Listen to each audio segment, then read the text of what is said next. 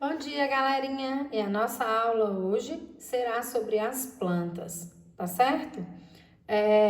Na última atividade que eu pedi para vocês resolverem a página 32 do livro didático, fazer resumo da página 33 e 35.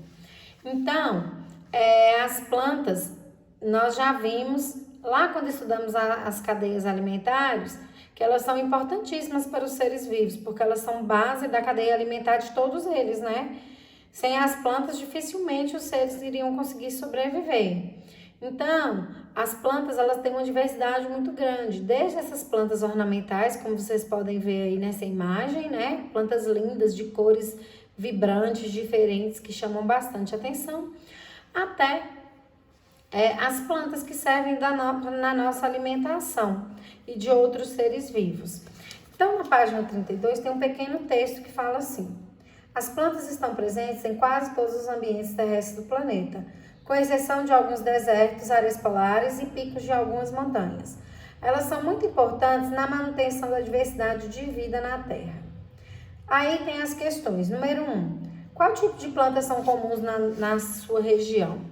Então, aqui na nossa região, nós estamos numa área de transição entre dois biomas. Quem se lembra quais? Isso mesmo, Caatinga e Cerrado. Então, nós vamos encontrar na nossa região áreas, né, na área dessa transição, plantas dos dois biomas. Então, na nossa região é muito comum a gente encontrar cactos, que é típico da Caatinga, e outras plantas que são típicas do Cerrado, como por exemplo o piqui. O piqui que a gente consome tanto, né? Ele é uma planta típica do Cerrado. Então, nós vamos ter essa diversidade na nossa região, encontrando plantas desses dois biomas, tá certo? Questão 2. Quase não há plantas em desertos ou picos nevados de montanhas, por exemplo.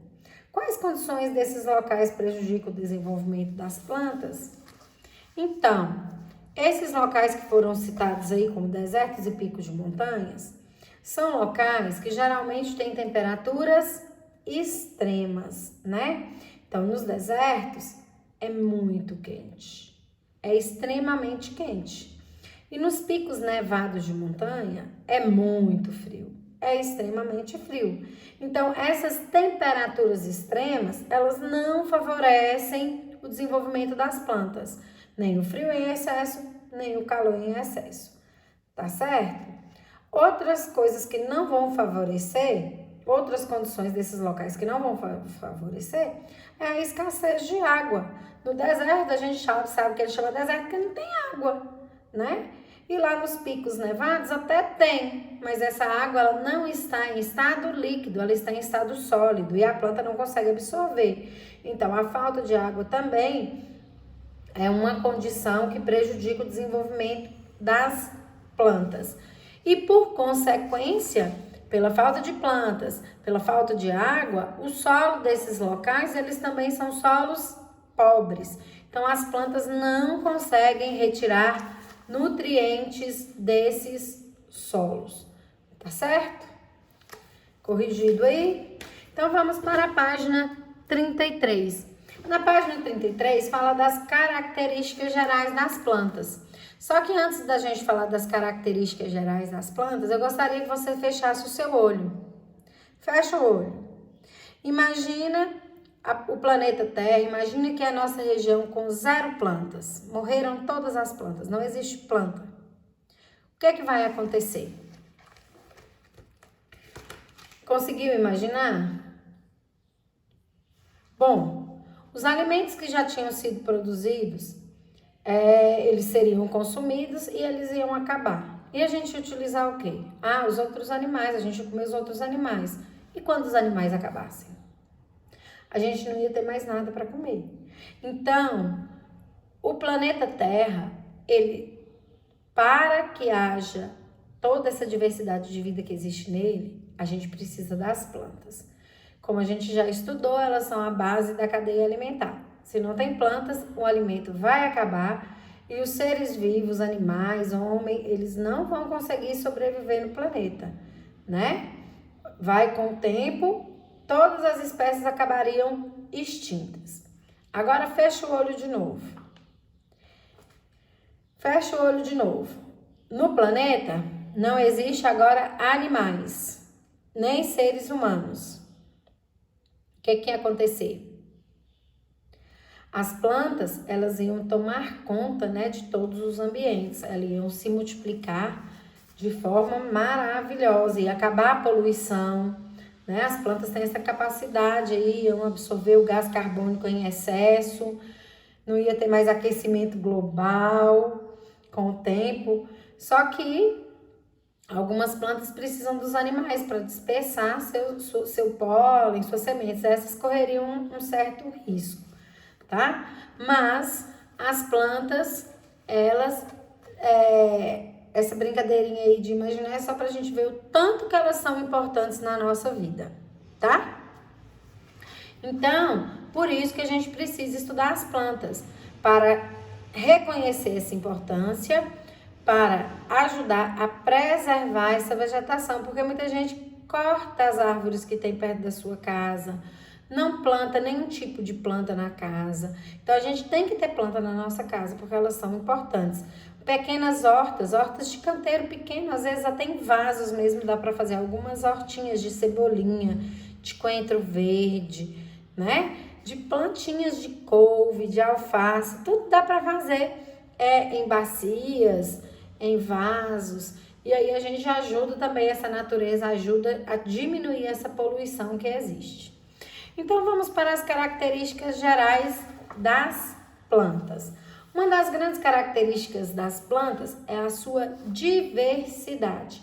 Então existe uma enorme diversidade de plantas. Quer dizer, várias plantas diferentes, muita diferença entre as plantas. Mas apesar dessa grande diversidade, elas ainda vão ter características que são de todas elas. Por isso que eu coloquei o título, características gerais. Não interessa se eu estou falando de uma cenoura, se eu estou falando de um pé de manga, se eu estou falando de um ipê, se eu estou falando de uma grama. Todas elas vão ter características semelhantes. A primeira delas, serem pluricelulares. Então, todas as plantas são formadas de várias células diferentes, que conseguem formar órgãos e sistemas, tá? Então, essas plantas são chamadas de pluricelulares, muitas células, certo? Outra característica que são de todas elas é serem autótrofas. O que isso significa? Elas conseguem produzir o seu próprio alimento, né? Elas fazem fotossíntese. Elas fazem fotossíntese e produzem o seu alimento. Já imaginou que maravilha se a gente fizesse isso? Também? Mas aí a gente ia ter que viver parado como elas, né? Então, elas fazem a capacidade de conseguir produzir seu próprio alimento, a gente chama de autótrofas, tá? Elas possuem, todas elas, dentro das suas células, estruturas chamadas cloroplasto, tá? Cloroplasto representado aqui, ó, em verde escuro e verde claro. É uma organela, fica dentro das células. E as células da planta, todas elas que fazem fotossíntese, vão possuir essa célula chamada cloroplasto. Dentro desse cloroplasto, tem uma substância chamada clorofila. A clorofila é que é responsável aí pela absorção da luz solar para possibilitar as reações químicas que vão transformar água e minerais, luz solar e gás carbônico em glicose, que é o alimento da planta, tá? Então, além de serem pluricelulares, autótrofos, possuírem cloroplasto e clorofila, todas as plantas também vão ter nas suas células parede celular. Então, toda célula tem uma membrana, que está em verde claro, e na célula vegetal, que está em verde escuro aqui, ó, tem uma segunda membrana. Essa membrana, nós vamos chamar ela de parede celular. Por que parede celular? Ela é uma estrutura que não vai deixar a célula estourar de tanto entrar água. porque precisa de muita água para a planta. A gente molha muito a planta, né? Ela precisa dessa absorção de água para fazer a fotossíntese. Só que o excesso de água para a planta pode estourar, né, a membrana plasmática dela. Então, essa parede celular, que é formada por uma substância chamada celulose, ela dá sustentabilidade para essa célula, tá? E aí essa célula não estoura. E também toda célula vegetal, como a gente pode ver aqui uma célula vegetal, vai ter uma estrutura chamada vacúolo, que é bem grande, ó, tá? Em algumas plantas, esse vacúolo, por exemplo, armazena água, igual o caso do cacto, né? O cacto, ele não armazena água. Então, essa água vai ficar armazenada aqui no vacúolo para poder ser distribuída para as outras organelas e a célula continuar funcionando, tá? Em outras plantas, como a soja, esse vacúolo pode armazenar gordura, óleo, lipídio. E aí a pessoa tira, né, quando planta a soja, utiliza o lipídio da soja para transformar no óleo de soja que a gente consome. Então, esse vacúolo, ele tem geralmente a função de armazenar substâncias, tá certo? Algumas vão armazenar água, outras vão armazenar gordura e outras vão armazenar nutrientes, como é o caso, por exemplo, da mandioca, da cenoura. O vacúolo armazena substâncias nutritivas para quando aquela planta precisar, disponibilizar também. Entendido isso aí, pessoal? Então, vamos para frente. Então, nós vamos falar de fotossíntese e respiração celular. Então, fotossíntese, basicamente, é produção de alimento. E respiração celular é produção de energia. Tanto a fotossíntese quanto a respiração celular é produção. Fotossíntese de alimento, respiração celular de energia. Ô, Carol, como que a respiração celular tem um pulmão lá na célula que faz essa respiração? Não. Não tem um pulmão na célula que faz respiração. Chama respiração porque precisa do oxigênio. Então, quando você faz a respiração pulmonar, que é inspirar e expirar, quando você faz a respiração, você captura gás oxigênio e libera gás carbônico. Olha o menininho aqui fazendo respiração pulmonar, não celular. Respiração pulmonar, ó. Inspira, captura o oxigênio e libera o gás carbônico, tá? E a fotossíntese aqui, ó.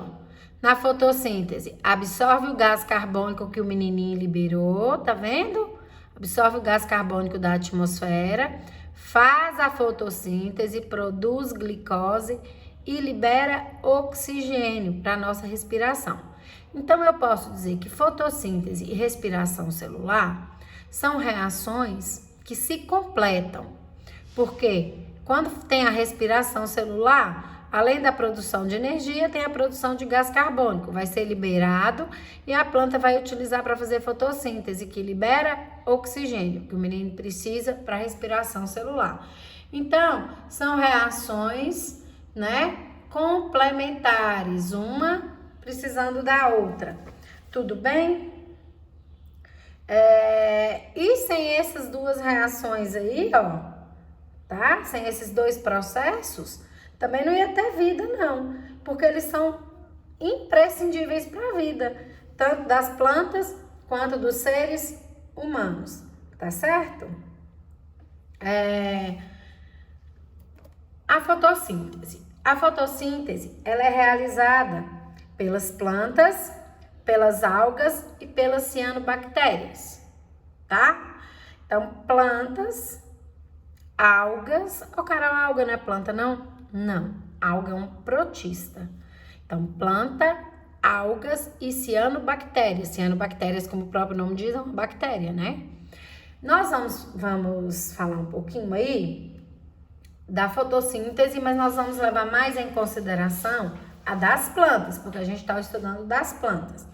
Mas a da alga é muito parecida com a das plantas e a das cianobactérias também, tá? Mas nós vamos dar enfoque aqui, ó, a fotossíntese realizada pelas plantas. Mas nós não vamos esquecer, seres fotossintetizantes, plantas, algas e cianobactérias. São fotossintetizantes e conseguem produzir o seu próprio alimento. Para fazer essa produção de alimento, a planta precisa de energia do sol, energia solar, luz solar, água e gás carbônico, tá? Então, o que é que vai acontecer?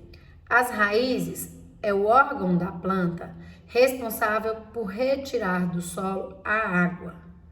Então, a água que está presente no solo, a planta vai conseguir retirar. A raiz, que é um órgão da planta, órgão de absorção, absorve essa água e manda lá para as folhas.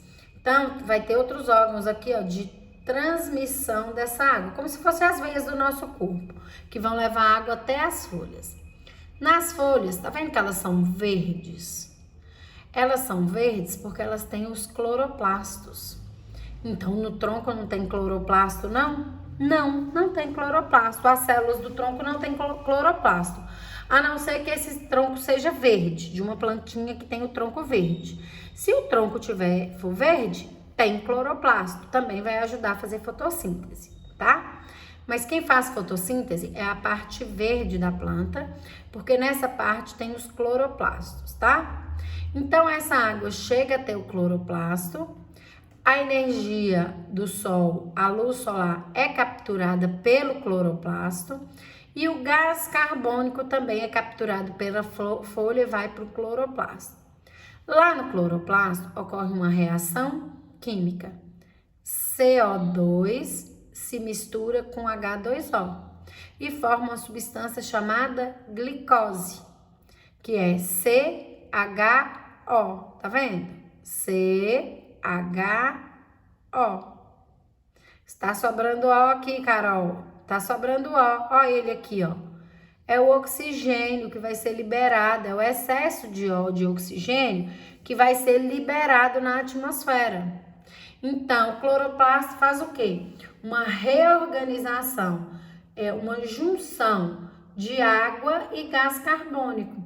Forma essa substância glicose, que é a que a gente conhece popularmente como açúcar, né? Que é o alimento da planta, e forma oxigênio. O oxigênio, a planta libera através das folhas para o ar atmosférico. A glicose, ela não libera. Ela joga naqueles vasos que transportaram. Lembra que eu falei que tem um vaso que transporta a água da raiz até a folha? Vai ter um vaso também que vai transportar essa glicose para todas as partes da planta. Para cima e para baixo, até chegar na raiz, porque a raiz também precisa de energia para conseguir absorver essa água aqui. Precisa de energia para sustentar essa planta. Então, a glicose fica na planta e é distribuída para todas as células da planta, para a planta conseguir realizar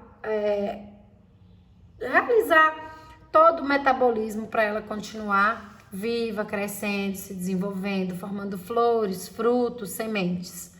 Tudo bem? Então, vou repetir mais uma vez. Fotossíntese. A planta absorve água através das suas raízes e através de um canal condutor, ela manda para as folhas. Essa água nas folhas vão para os cloroplastos e se juntam com gás carbônico e com a luz do sol. Então, esses três elementos, luz do sol, gás carbônico e água, vão reagir, né? Vão reagir formando dois produtos, gás oxigênio e glicose. A glicose fica na planta e é o alimento da planta. O gás oxigênio, ele vai ser liberado para o ar atmosférico.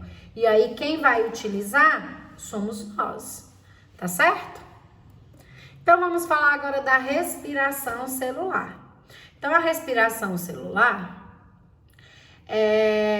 também é um conjunto de reações que vão transformar nutriente em energia. Lembra que eu falei lá que fotossíntese, produção de alimento, e respiração celular, produção de energia? O nosso corpo ele precisa de energia para sobreviver. Nós não conseguimos fazer fotossíntese, então a gente precisa tirar essa energia lá dos alimentos. Lembra da pirâmide de energia lá que nós estudamos na cadeia alimentar? Pois é. Então, para eu conseguir essa energia, eu tenho que ter dois processos anteriores ao de respiração celular.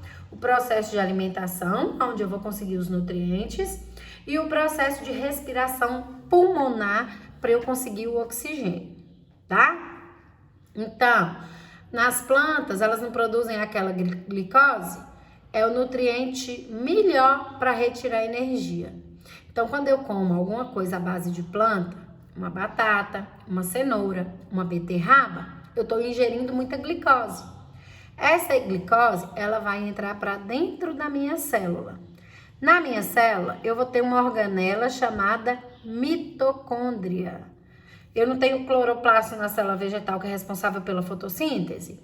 Na respiração celular também tem uma organela dentro de cada célula do nosso corpo, que são bilhões, lembra, né? Chamada de mitocôndria. Ela é compridinha assim, ó, igual ao cloroplasto, só que ela não é verde, porque ela não tem clorofila, tá? Então, a mitocôndria, ela vai receber o oxigênio da respiração pulmonar e vai receber a glicose da alimentação. Quando o oxigênio e a glicose dentro da mitocôndria reagir, vai produzir energia.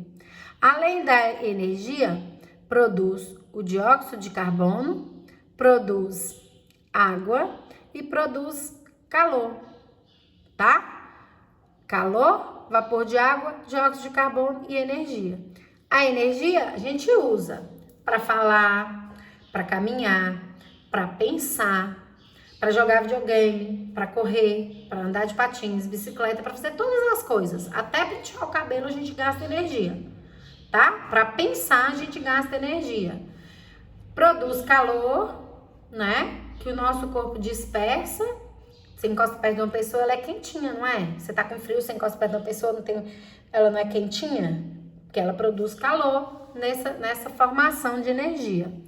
Vapor de água, que sai na nossa respiração, né? Se você colocar a sua mão bem perto quando você tá falando, quando você tá respirando, você vai sentir esse vapor de água saindo do seu corpo.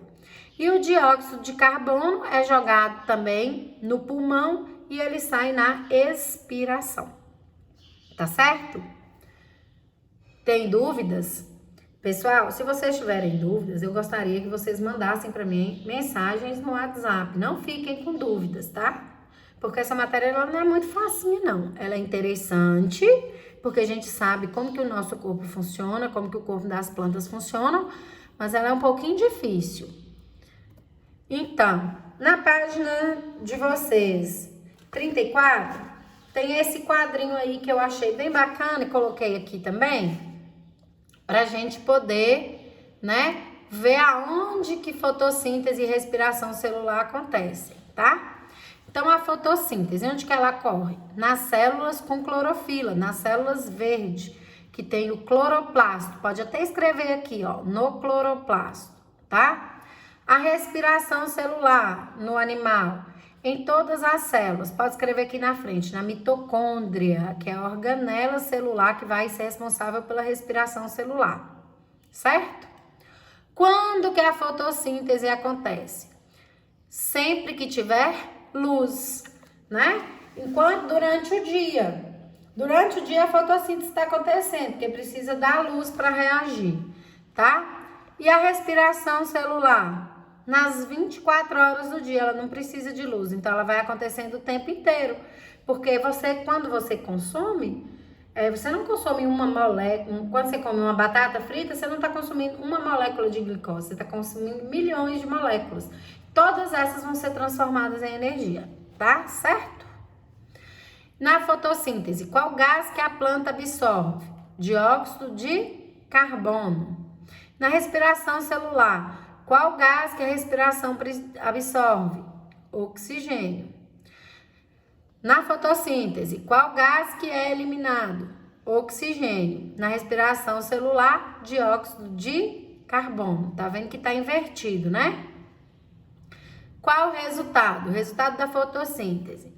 O resultado da fotossíntese é armazenar energia luminosa na forma de energia química, ou seja, transformar a energia da luz solar, da água, dos sais minerais em glicose, que é o alimento da planta.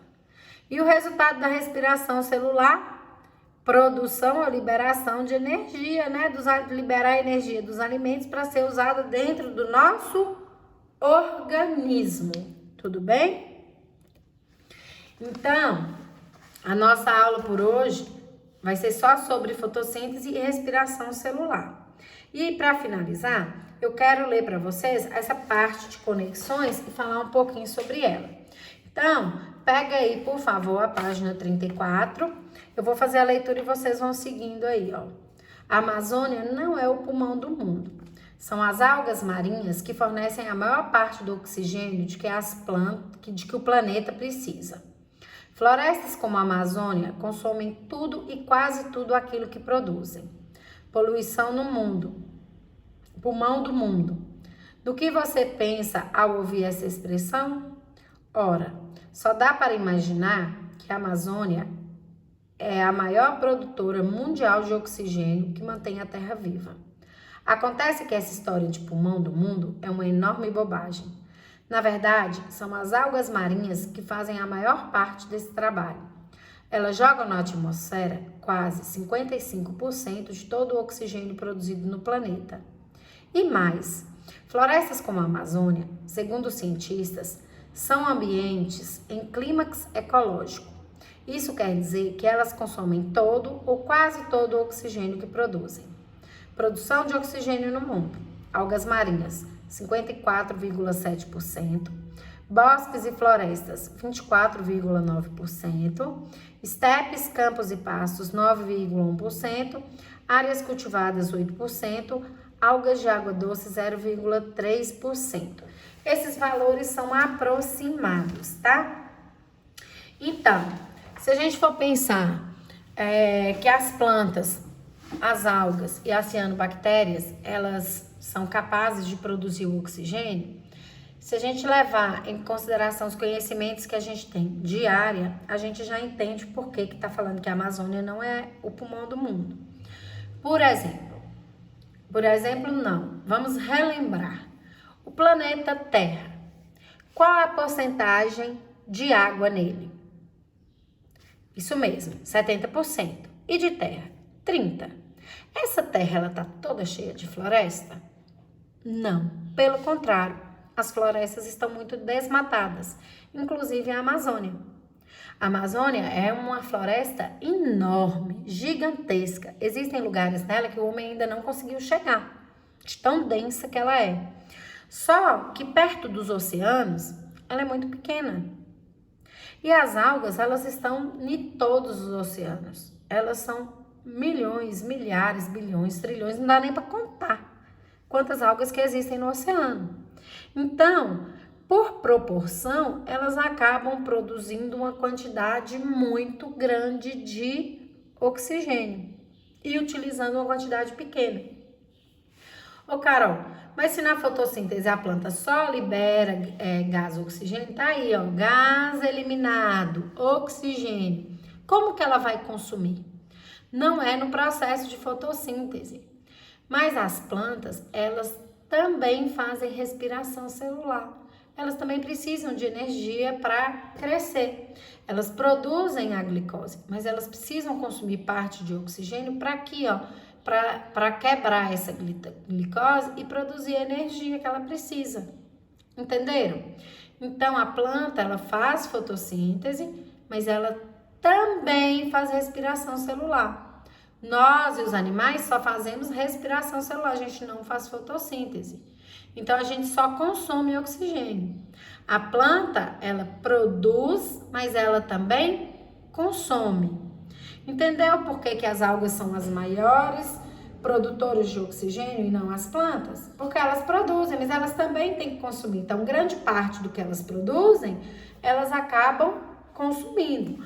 Mas elas ainda deixam muito oxigênio pra gente, ó, pra você ver. Bosques e florestas, 24,9%, né? Então, é também um dado significativo. Mas o que a gente não vai mais acreditar é que as florestas são o pulmão do mundo.